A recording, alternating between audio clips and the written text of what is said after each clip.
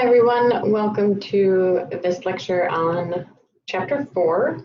So this is a second lecture for chapter 4, and we're going to pick up on blood glucose regulation. So right at the end of the first recording for chapter 4 lecture, I introduced blood glucose regulation and the notion that the way our bodies work is by maintaining, one of the ways our bodies works, is by maintaining our blood glucose level within what's called a homeostatic, normal, or healthy range.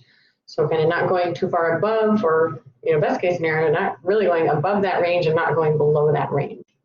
And then we said that there are 6 hormones that help us regulate our blood glucose levels so that they stay within that range. So earlier in Unit 1, we introduced insulin and glucagon. So now we'll talk about them here in a little more detail. So insulin is produced by the pancreas, specifically by the beta cells of the pancreas. And insulin's job is to tell our body cells to pick up glucose from the blood. So literally insulin's job is to lower blood glucose levels by telling the cells to take glucose in from the blood. So really, I think it's important to note that insulin is kind of a messenger, right? It's a hormone with a message. So it's produced by the pancreas, like all other endocrine hormones. Insulin is produced by one organ and acts in another area. And so the area where insulin acts is all cells throughout the body. And insulin doesn't, in a way, insulin itself isn't lowering blood glucose levels. Insulin is literally just sending the message to the cells to say, hey cell, you take some glucose from the blood and bring it into your cell, right? So insulin is really a messenger. Insulin is released after a meal when blood glucose levels start to rise in that range. Remember, right at the end of the last recording, I said, our blood glucose levels rise after a meal, and then a few hours later, once we're done digesting and absorbing, our blood glucose levels are going to drop back down. So insulin's job is when that level rises, insulin is then going to be released into the bloodstream and tell cells to take in the blood glucose so that our blood glucose goes back down. If we didn't have insulin, we wouldn't be taking in the glucose, and so our blood glucose levels would stay elevated, right? And that is a problem. That is effectively what happens in diabetes. So certainly it's liver and muscles take up a lot of the glucose from the blood, and of course the brain does as well. Fructose is unique in that it does not stimulate the insulin release. Remember, fructose will get transported to the liver and converted to glucose. So fructose itself is not a satiety signal, which may be part of the reason why when we have a diet that's really high in fructose, we also often see obesity. And in our last unit, when we talked about added sugar, fructose can very much be a source of added sugar. So when fructose is added into a food or concentrated in a food, as in the case of high fructose corn syrup, when we eat a lot of these added sugars, we run the risk of being more likely to gain weight or become obese. This, I think, is a great picture from chapter 4, just kind of shows you how insulin works.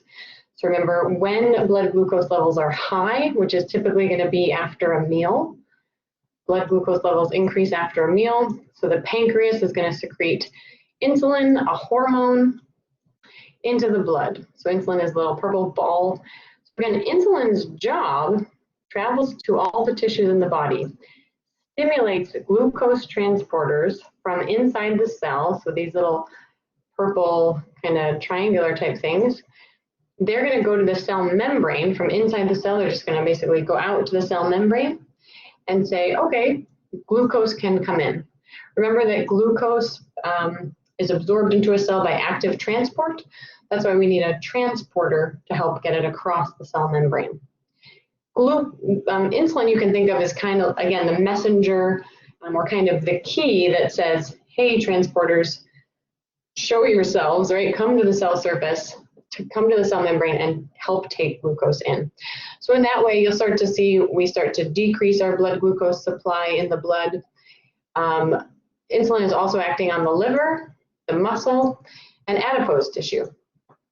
So remember, liver and muscle can store glucose in the form of glycogen, and there's a process called glycogenesis, which again, just dissect that word, glyco, that's referring to sugar and probably glycogen, and then genesis, right, creation. So glycogenesis is the creation of glycogen, stored glucose. Right here is a really important line. Glucose can also be stored as triglyceride in adipose tissue in a process known as lipogenesis. So this is one of the reasons why added sugar in our diets can be so potentially harmful, is because any sugar that we take in, we hold on to, right? We're not going to get rid of it because it's a source of calories. And our bodies are very efficient and want to hold on to any calories that come in. So we said earlier that glycogen has a pretty quick maximum, right? We can only store so much glycogen. So beyond that point, we can't store glycogen anymore. So that's why we then add to our adipose tissue. So we effectively convert glucose into triglyceride and then store it as triglyceride in the adipose tissue. So excess sugar intake, especially from added sugar, will lead to fat accumulation on the body. This is a really, really important slide to review and to understand. You'll definitely need to understand the term glycogenesis and lipogenesis, and know that these are processes stimulated by insulin. I'm going to jump forward to the glucagon slide, and then we'll go back to the glucagon picture. So glucagon also made and secreted by the pancreas, by different cells of the pancreas, the alpha cells. If it's helpful, glucagon has an A for alpha cells. So glucagon's job is the opposite of insulin. So glucagon acts when blood glucose levels are low, right? So after we eat a meal, glucose levels rise, insulin is released, helps to lower blood glucose again. And several hours later, if it's been, 5-6 hours since a meal, our blood glucose levels are going to be pretty low again. That's where glucagon works. So glucagon will be released and basically has the opposite job of insulin. So glucagon will tell our liver to break down glycogen and release glucose, because glycogen's job is to try to raise blood glucose levels, right? We can raise our blood glucose levels by eating a meal or by breaking down some of the stored glucose that we have in our bodies. So other ways that we can actually make glucose. Glucose is that important to our bodies that we can make it. So one of the ways that we can make glucose is by breaking down body proteins. And that process is called gluconeogenesis. So like I just said, we can effectively make glucose. And that is the process of glucose, new, genesis, creation, new glucose creation. So we can make glucose from amino acids. So here's the picture, just like the insulin slide. This is a really important, good one to review. So when our blood glucose levels are low, the pancreas will secrete glucagon, again a hormone. Glucagon, the little orange ball now, travels through the blood, stimulates glycogenolysis. Was that on here? Okay, so this process of breaking down glycogen is called glycogenolysis. Glycogenolysis, right? Glycogen. And this word lysis means literally to break apart. So break apart glycogen. So remember, what is glycogen? Glycogen is literally stored glucose. So if we break glycogen down, we make that glucose available. That glucose just goes right back into the bloodstream and again helps to raise blood glucose levels. And then the other process that will be stimulated by glucagon is gluconeogenesis. Okay, yep, they show it here happening in the liver. So this process does primarily happen in the liver, where amino acids will be converted to glucose in that process of new glucose creation, gluconeogenesis. So again, do we need to know those two terms, glycogenolysis and gluconeogenesis? Take some time to just say them over to yourselves or write them down a billion times and recognize the roots of these words, right? It should be really quite straightforward when you just look at the words and see what they're telling you, right? What the word means is written right in its name. You just have to dissect that a little bit. Alrighty, and then epinephrine and norepinephrine. So two other hormones secreted by the adrenal gland when blood glucose levels are low, right? So these other four hormones that we're going to talk about, epinephrine, norepinephrine, cortisol, and growth hormone, are all doing the same job, which is to raise blood glucose levels. So remember, those same processes that glucagon supports, glycogenolysis and gluconeogenesis. So epinephrine and norepinephrine support those same two processes, which lead to blood glucose levels rising. You might be familiar with epinephrine and norepinephrine as part of our fight or flight response, right? So anytime we're stressed out, right, we're probably going to see more epinephrine and norepinephrine. And why would we want our blood glucose levels to rise when we're stressed, right? What's the role of glucose? What's the purpose of glucose? Why do we want more of it floating around in our blood available for different cells? Because glucose is energy, right? So if suddenly we have to fight a bear or run away from something, our cells need energy to do that, and glucose is that energy. So that's why norepinephrine and epinephrine work in this way. And then cortisol and growth hormone, again secreted by the adrenal glands, same thing, act on the liver, the muscle, and the adipose tissue. Cortisol increases, again, gluconeogenesis. Cortisol will also decrease glucose use by the organs, by our organs and non-skeletal muscles, I should say there. Right, cortisol is also considered kind of a stress hormone. So cortisol, again, is going to be trying to make glucose available to skeletal muscles that might need to be doing work. But it's going to decrease flow of glucose to kind of the non-essential organs, right, like the digestive organs.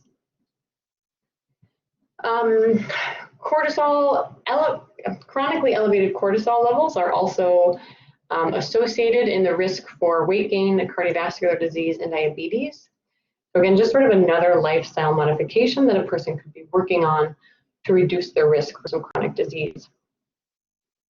Growth hormone, again, very similarly, it's going to decrease muscle glucose uptake, again, sort of non-skeletal muscle, smooth muscle, I should say. It's going to increase the mobilization of fatty acids. Again, fatty acid is basically triglyceride. It can be a source of energy. And again, it's going to increase glucose liver glucose output, right? So increasing the amount of glucose that the liver is putting out into the blood. Again, through that same process of glycogenolysis and gluconeogenesis. And we can also introduce the topic of glycemic index. So this is just another tool, I guess, that could be used to help understand blood glucose management with regard to what we're eating. So glycemic index and glycemic load, we'll talk about on the next slide, are ways of measuring the amount of glucose in a food. So something that has a high glycemic index means that there's probably a lot of glucose in that food and would likely cause a sudden surge in blood glucose, which would then subsequently cause a large increase in insulin, which may then likely be followed by a dramatic fall in blood glucose, right? So after a meal, blood glucose levels rise, insulin is pumped out into the blood, causing blood glucose levels to fall as cells take glucose in. what I said at the end of last recording was we want them to be a nice gradual rise and fall. Gradual rise and fall, right? Like nice and gentle. What becomes really difficult for our bodies to regulate over time is sudden spikes in blood glucose, which are always followed by drastic crashes in blood glucose, right? So these spikes that go way outside of the range for healthy blood glucose management. So when we eat a meal that's really high in glucose, we're going to get that spike. The reason it's problematic is because then we pump out a ton of insulin to try to match it, but then there's so much insulin and insulin's doing a great job, so then we get this drastic drop. So we're kind of then existing too far above and too far below the healthy range. And that is effectively what happens in the case of diabetes. On the opposite end of the spectrum, foods that have what's called a low glycemic index, basically meaning they have a low amount of sugar, are going to cause a very moderate or even low fluctuation in blood glucose levels. So again, we're going to see that healthy rise, healthy fall, right? Just gentle ebb and flow, basically. So the glycemic index values are based on the glycemic effect of pure glucose. So the extent to which pure glucose influences those blood sugar levels. Some drawbacks to glycemic index. I think this is a really important one. So the absorption rate of glucose is going to vary depending on the quality of the carbohydrate, the meal itself, and the fat and fiber content of the meal. So it becomes really limiting to only look at glycemic index, which is why we'll talk about glycemic load on the next slide. So the glycemic index of a total meal, or really the glycemic load of a total meal, would be much more valuable than the ranking of each individual food. Because it's ultimately everything that you put into your stomach and your small intestine is going to influence the rate of absorption of glucose into the blood. So glycemic load, potentially more useful than glycemic index. What happens here is it's still a measure of the amount of carbohydrate in a food, or the amount of sugar in a food, but it's considers the total carbohydrate overall. And remember, fiber is a type of carbohydrate.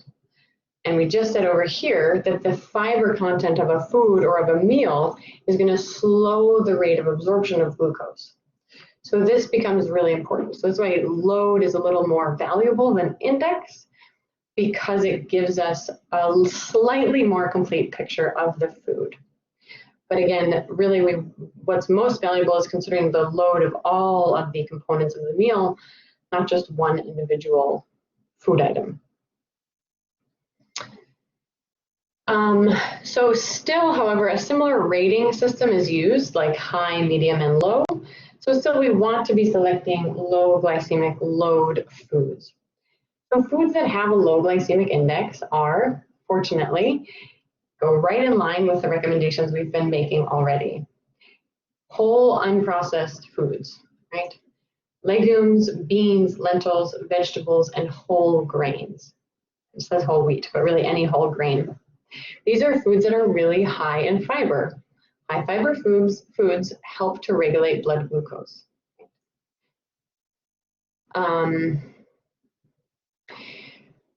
High fiber foods are also helpful in the case of heart disease and colon cancer. Colon cancer, again, because high fiber foods are going to help sweep the colon clean, right? So basically helps clean it out. Colon cancer, not always, but often can be caused just by not having a great history of healthy bowel movements. Fiber also is going to decrease the total fat that's able to be absorbed into the blood. So fiber in a meal basically decreases the amount of sugar that we absorb and the amount of fat that we absorb. So fiber in a meal is really, really powerful. Lower glycemic load foods tend to have more fiber. Again, low glycemic foods are our unprocessed whole plant foods. Meat and cheese and eggs are not really measured on the glycemic load or glycemic index scales because they have either no carbohydrate or such a low content of carbohydrate that it doesn't really register. Okay, so then we can talk about the function of carbohydrate in the body. Fortunately, it's pretty straightforward. We need carbohydrates for fuel, right? Remember, that's the primary function of carbohydrates in the body. You might also recall that 1 gram of carbohydrate provides 4 kilocalories. Remember that red blood cells and brain use almost exclusively glucose.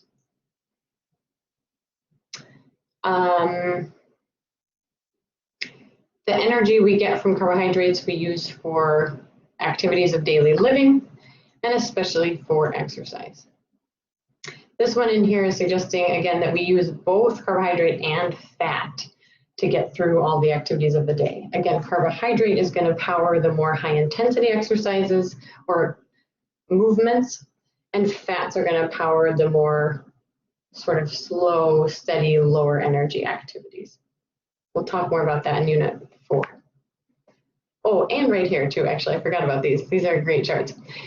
So these are just showing the amount of carbohydrate relative to fat that's utilized at different intensities of movement. So this is what I mean. Low intensity would be like walking, moderate intensity going for a bike ride, high intensity like swimming or running. And what you'll see is as the intensity increases, the percentage of carbohydrate that we use to fuel the activity increases, right? Whereas in this direction, as the intensity decreases, the amount of fat that we use to fuel the exercise increases. See that? So fat powers lower intensity exercise, like our adipose tissue literally, or fat from a meal, whereas carbohydrate powers the high intensity exercise. Some other functions of carbohydrate. So there is a process that happens in the body that's called ketosis, and ketosis can become dangerous. Ketosis unto itself is not necessarily dangerous, but it's basically the precursor for what's effectively a potentially fatal state. And that potentially fatal state is ketoacidosis, where the body becomes so acidic that it might not be able to continue functioning. So naturally then, ketoacidosis is a state that our bodies want to avoid getting to. The body does not want to get into ketoacidosis. So ketosis is kind of like the early warning sign of ketoacidosis.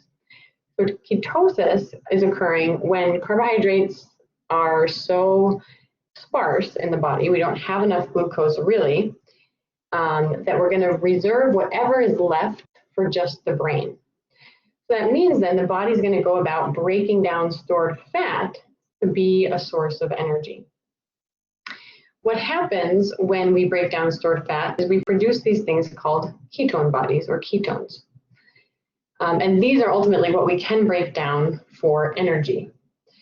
However, when we are in this state of ketosis, we can sort of unintentionally build up so many ketone bodies in our blood that it increases the acidity of the blood. Because these ketones themselves, they are keto acids, they are acids. So they can increase blood acidity. And when that happens, that's the state of ketoacidosis. So again, it's acidosis caused by the ketone bodies. So we say that carbohydrates then can spare us from getting into that state of ketoacidosis. Similarly, we say that carbohydrates spare us from, breaking down body proteins. Remember we said that proteins are really important for a lot of functions throughout the body, making new cells, repairing damaged tissue, the immune system, our hormonal system, neurotransmitters, cellular functions, right? Proteins are so critical, enzymes, to just the way that our bodies exist. So we really don't want to be breaking them down to make glucose, right? Like in that process of gluconeogenesis. This is not a process that we really want to get into, right? So that's again why eating carbohydrates in a meal, and again, apply the concept of balance and moderation, right? Not too much, but really just enough. Because when we don't get enough carbohydrate and glucose from our food, then we are going to break down our body proteins to make glucose from the amino acids in the process of gluconeogenesis.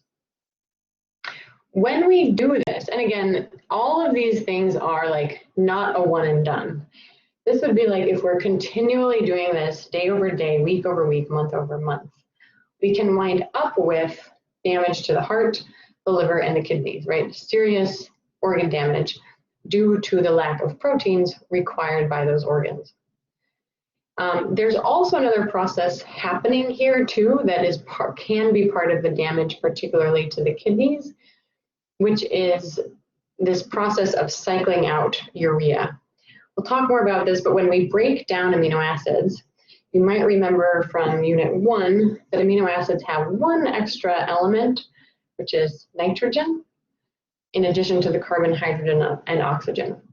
And when we break down amino acids to make glucose in gluconeogenesis, remember, we don't need nitrogen to make glucose. We just need carbon, hydrogen, and oxygen.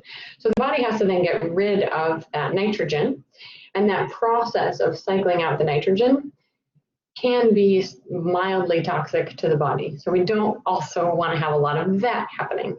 But if we're relying on our body proteins to make glucose, we have to process out the excess nitrogen. So that's, again, part of where the damage to the heart, the liver, well, specifically the liver and the kidneys can come in.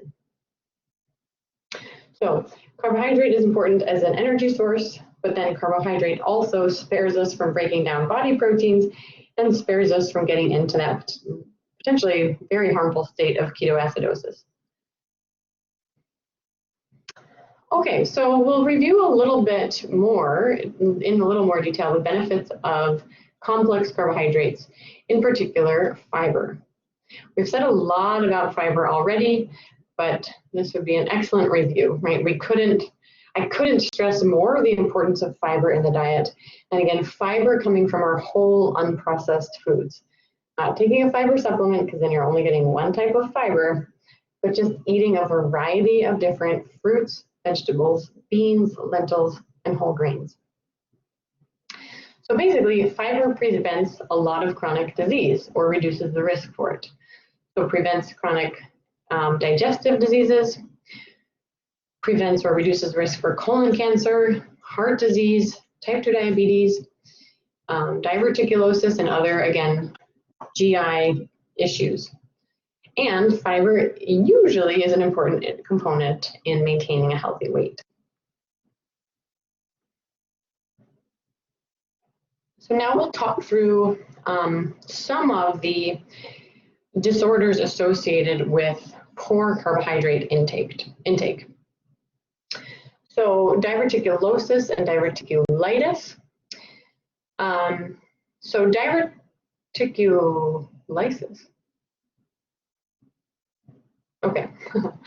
So what can happen when we don't have enough fiber, in particular, in our diet?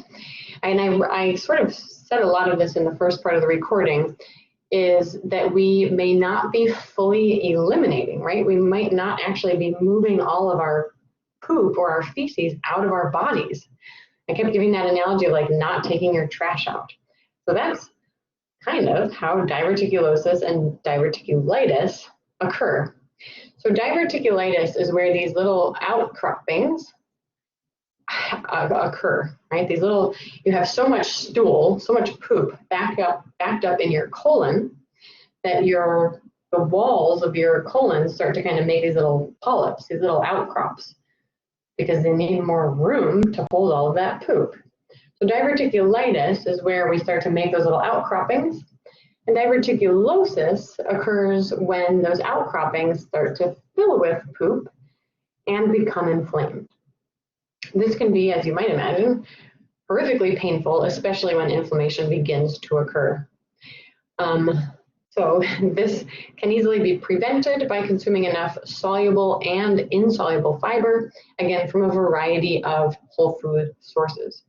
Water is also really important to make sure that the bowel also is fully cleaned out with each bowel movement. But that the colon is fully cleaned out. So we also said that fiber helps regulate those blood cholesterol levels. I kind of talked through this before too. Again, basically what happens is in the intestines, fiber will can bind to cholesterol from a meal, but it can also bind to the cholesterol that's in bile. Remember, bile is a type of lipid that's made by the liver, secreted by the gallbladder into the small intestine to facilitate fat digestion. Bile is made up of some cholesterol molecules. So anytime we eat a meal, if we have fiber in the meal, fiber will bind some of the cholesterol from the bile and eliminate it in the feces, which means there's just less cholesterol left for us to reabsorb back into the body. Hence, fiber in our food helps to reduce our total blood cholesterol levels. In the opposite way, if we don't eat enough fiber, there's nothing to bind the cholesterol in the intestines, and so we just reabsorb the cholesterol back into our blood. So we will continue to have elevated blood cholesterol levels. In chapter 5, we'll talk about elevated blood cholesterols and their association with cardiovascular diseases.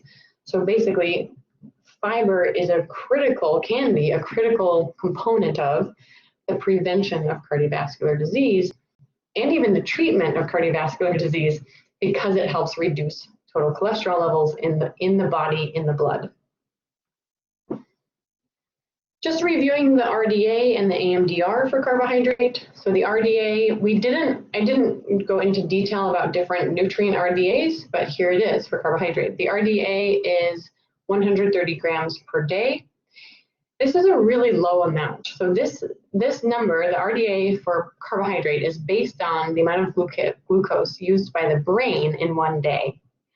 So if we're going to be physically active, or even just have a relatively active day, like maybe not do exercise, but just do more than lay around all day, we need to have more than 130 grams per day. Again, in your textbook, right on the inside flap, you'll see all the RDA charts for all the different nutrients. So you can just reference this right on the front cover flap of your textbook. And then the AMDR, this should be a review at this point, for carbohydrate is 45 to 65% of total daily calories. That's roughly the majority. So the majority of the calories we eat should come from carbohydrate. Again, the quality of the carbohydrate could not be of more paramount importance. So focus on fiber-rich carbohydrate foods, which again are your unprocessed plant foods.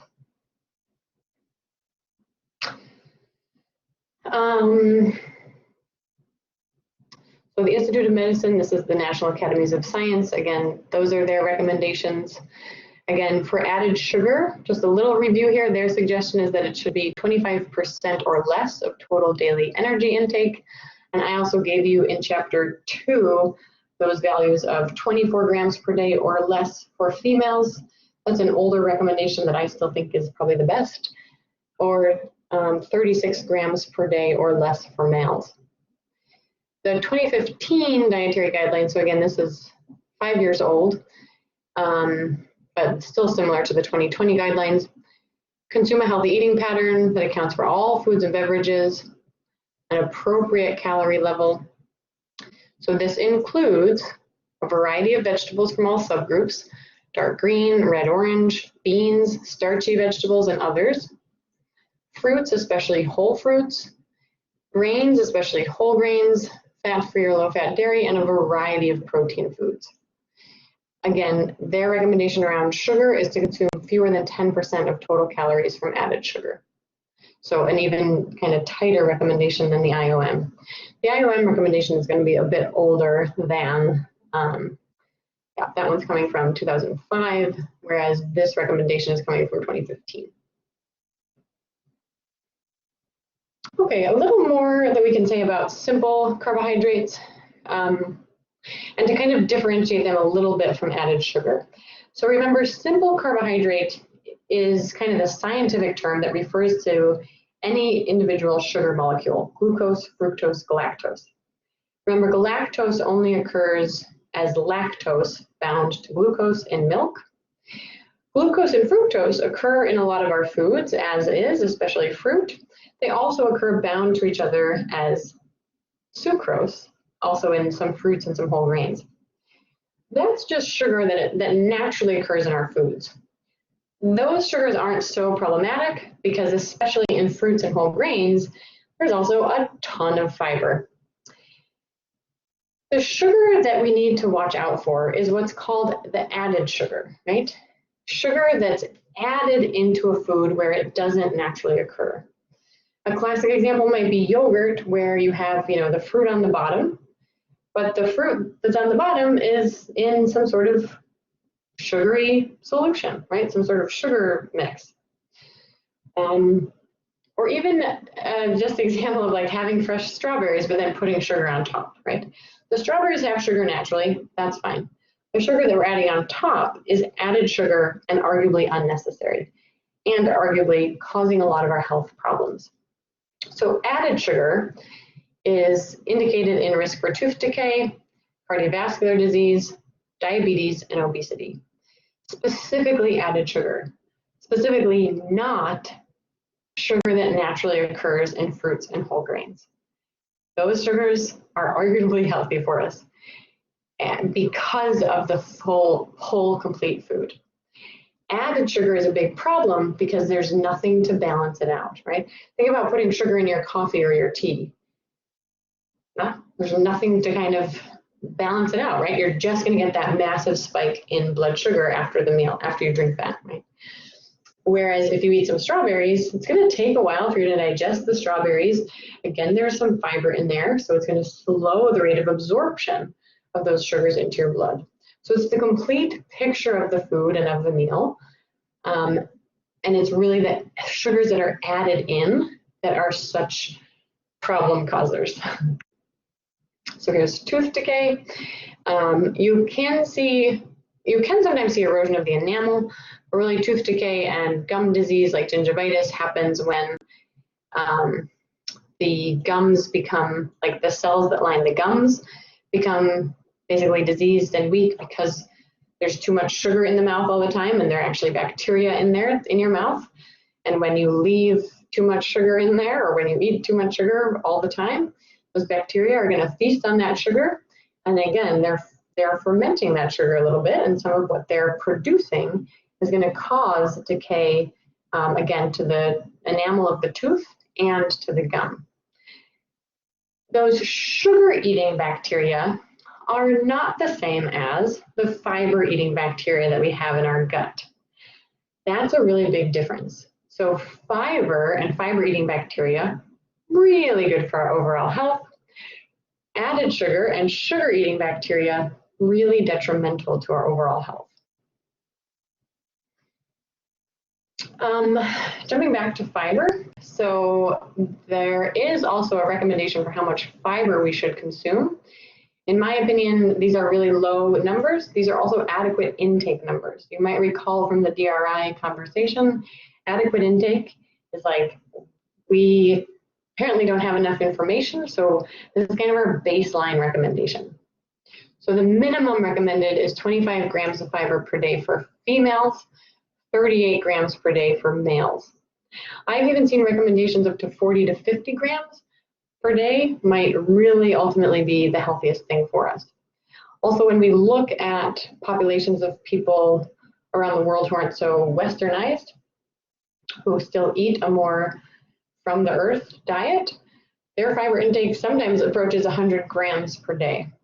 And in those populations, the chronic diseases that plague people in the United States don't exist in the populations that eat so much fiber. Again, whole grains are a great source for fiber, legumes, fruits, and vegetables. Again, anything that's high in fiber is going to have a low glycemic index and a low glycemic load. So all of the things kind of work together, right? High fiber is great, low glycemic means high fiber, great. These are, again, some terms going back to nutrition facts panel and nutrition labels. just some terms for you to familiarize yourself that refer to grains. And remember in chapter 2, I gave you kind of those 2 slides about what a whole grain is. So these are terms that you might find on a food label or an ingredients list. So refined, for example, right? We already talked about that. Refined is where the grain has lost the bran and the germ. And so it's less nutritious. It doesn't have all those great vitamins and minerals that were in the germ. And it doesn't have the fiber that was in the bran. So what you really want to look for is whole grain flour or whole wheat flour, right? Or again, just choose the whole grain itself, still in the intact seed form. So whole grain flour means that the flour was made from the whole grain. So all 3 components, the bran, the germ, and the endosperm, were milled. So you're going to see the greatest nutrient retention in whole grain flour. Whole wheat flour is basically whole grain wheat flour. Whole grain wheat flour. So it's the same thing. It's flour that's made from the whole wheat grain. So still, whole grain flour is healthier than, say, white flour or refined flour. But still, the healthiest thing of all would be to eat the intact whole grain. Here's that review, right? The whole grain has the bran, all the fiber, the germ with all the nutrients, and the endosperm, which has some nutrients, but mostly starch. And the refined grain is just the starch, right? So refined grain is going to wind up having a high glycemic index, right, and a high glycemic load, because it no longer has fiber, right? And it no longer has protein or these other vitamins and minerals that, again, are going to slow the rate of absorption of glucose. A refined grain is pretty much just glucose at that point, especially if it's been milled into a flour. So refined grains, in a way, act a lot like added sugar. They act a lot like added sugar because there's nothing else in the food anymore besides glucose. Whereas the whole grain is a really complex food with lots of different nutrients and, yeah, some glucose, but not a whole lot because there's a lot else in there. Just kind of a fun chart showing different fiber content of different foods.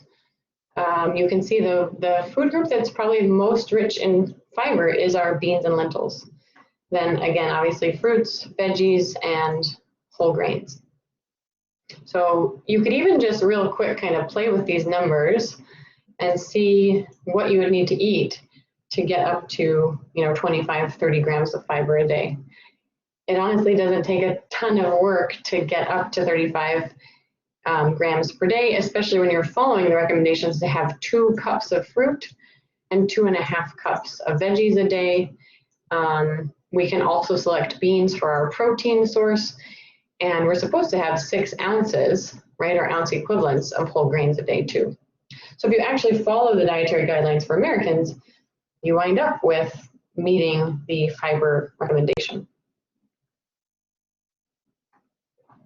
Another one of these days of meals, so just showing a high fiber day compared to a low fiber day, right? And again, a lot of similar things, just like that nutrient density chart, so shifting towards nutrient dense foods. So instead of white bread, choosing whole wheat bread, right? Instead of some really sugary cereal, choosing oats or Cheerios, right?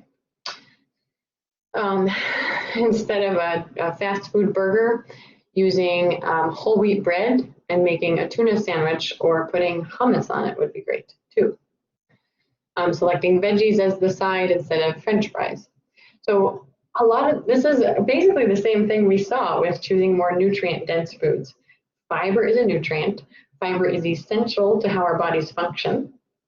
When we consume foods with more fiber, we kind of necessarily consume more nutrient dense foods. So we wind up with twice the amount of fiber, and again, we wind up actually with fewer calories. Pretty cool. And also interestingly, same amount of energy from carbohydrate.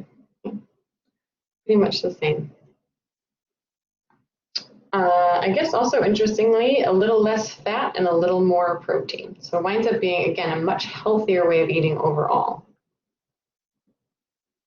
So ingredients, we didn't say a ton about ingredients in chapter 2, but ingredients is another place that you can look for added sugar and a place you can kind of determine the healthfulness of the food.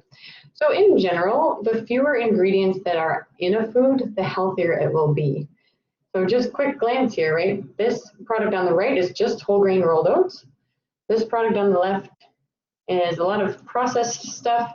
You can see right out of the gate, we wind up with sugar as the second ingredient, second most abundant ingredient. Brown sugar is the third. Hydrogenated vegetable oil, we'll talk about next chapter. That's a trans fat. And then lots of additives, right? Lots of additives that may or may not be all that healthy for us. Similarly, there's only 1 gram of fiber, whereas over here, this is basically a whole grain product. You have 4 grams of fiber. So really using the nutrition facts and in particular the ingredients list, in my opinion, can be a really, really helpful, critical way to know if you're choosing a healthful food or not.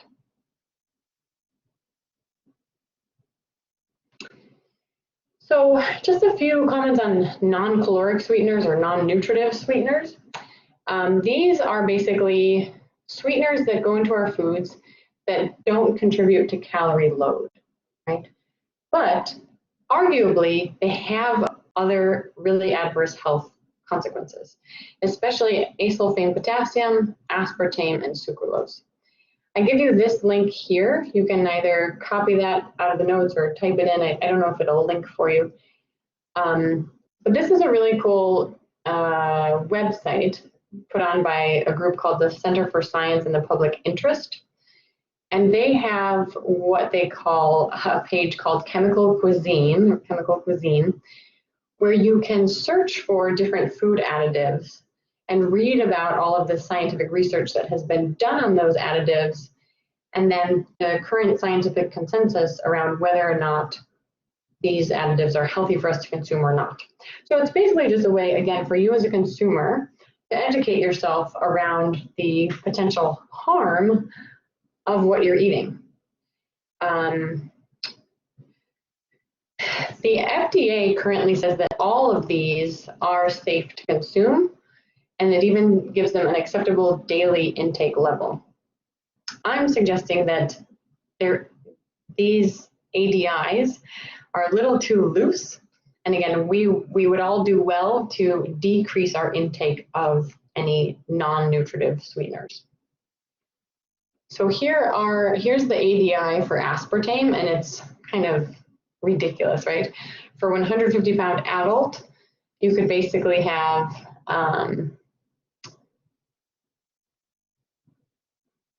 how does it go again? Oh yeah, right. Well, so you could have the equivalent of 12 ounces of a soft drink or 97 packets of this tabletop sweetener. You would have to have that much in order to exceed a level that is safe. That's what they're suggesting. I'm suggesting that's probably a little too loose, right? We probably, if we were to consume 97 packets of aspartame every day, we would have some serious health consequences. So that's where you can go to cspi.net, Chemical Cuisine, and search for aspartame and read about some of the research around why aspartame may be so unhealthy for us. Okay, so I am going to wind up doing 3 recordings for chapter 3. I'm going to pause here. I'm going to back out. We only have about 10 more slides to get through, but this last section goes through the different diseases and disorders associated with carbohydrate intake, and I know we can spend a fair amount of time on that. So I'm just going to pause this recording here, and there will be one last, maybe 25-30 minute recording to finish out chapter 4. Alrighty, so thanks all for listening. We'll see you next time for the last bit of chapter 4.